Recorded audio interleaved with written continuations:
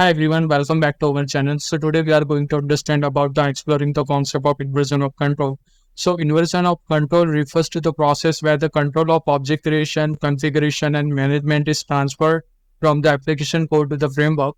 This means that instead of the application code being responsible for this task, the framework takes over. This allows the application to follow a more modular and maintainable structure. So you can understand the inversion of control in the real world example. So imagine that you walk into the restaurant and instead of ordering each ingredient and telling that chef how to cook your meal step by step, you simply tell the waiter what you want and the chef use that information to prepare your meal accordingly. So in the traditional programming, you, the customer, directly instruct every details of your meal much like of writing a code that handles the every aspect of the object creation and configuration. And just like a IOC, you provide the high level instruction, what you want to eat, and the restaurant, it's a framework that manage all the details of your sourcing, ingredients, cooking, and presentation according to your specification. So similarly in the IOC, you define the high level modules and requirement, and the IOC container manages the creation and configuration of object based on this those instruction. So this shift in the control allows for greater flexibility, easier maintenance, and promotes a more modular and scalable approach in the software development. So now let's understand the key concept of the inversion of control. So first is a dependency injection. So basically in the dependency injection, we have three kinds of injections like constructor injection, setter injection, and field injection. I have explained these things in the detail in the previous videos, so you can check it out on the previous videos. So basically, I can give the overview of the dependency injection here. So basically, constructor injection is often preferred because it makes the dependency explicit and allows for immutable object. Setter injection provides the more flexibility but can lead to the mutable state. And field injections, while convenient, is discouraged in the most case due to its negative impact on the testability and the risk of uninitialized fields. Now we can understand the next we have the beans in the spring container. So beans in the spring, beans are the backbone of your application. They are the objects that from the building block of your system. The spring container takes care of creating these beans and writing them together and managing their lifestyle. Now, finally, we have come to that configuration metadata. So, basically, each of these method has its own advantages. XML-based configuration basically provide the clear separation of your configuration from the code and making it easy to manage the complex configuration. Annotation-based configuration reduces the boilerplate code and integrates well with the Java type system. And Java-based configuration combines the best of both of the worlds and offering the power of the Java with the flexibility of a Spring. Now we can understand of how we can achieve the configurations using of a metadata. So let's look it into the practical example. Just before that, we can understand how IOC works in the Spring framework.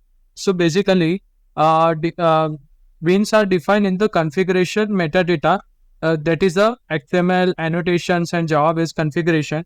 How we can create and configure the beans.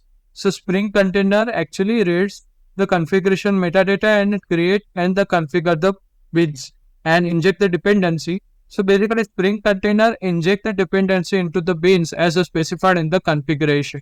So this process allows you to decouple the configuration and dependency management from the actual business logic of your application, and it also ensures that your application components are easily testable and replaceable. So first, a configuration is the XML configuration. So in the XML configuration, we define the two beans, my service and my controller. So the my controller bean has then dependency on the my service bean, which is injected to the service property. Now let's see annotation based configuration example. So annotation based in this example we use the @component annotation to mark the my bean and the my dependency class as the Spring manage beans. The auto-wired annotation is used to inject the my dependency into the my bean through the constructor.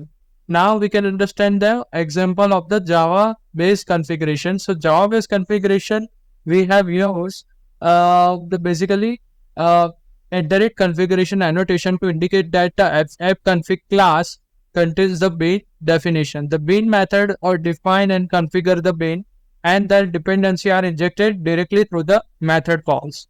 Now we can understand that why should you use the inversion of control. So here is some of the key benefits. So decoupling is the particularly important because it allows you to build a more modular system. By reducing the dependency between the component, you can change the one part of the system without affecting the others. So this makes your code more maintainable and scalable. The second is flexibility. So flexibility is the another key advantage. With the inversion of control, you can easily swap off implementations or configuration. For example, you can switch from one database to another without changing your business logic. This makes your application more adaptable and changing the requirement. Reusability also enhanced through the inversion of control. By designing the component that are independent of their dependency, you can reuse them across the different part of the application or even across the different projects.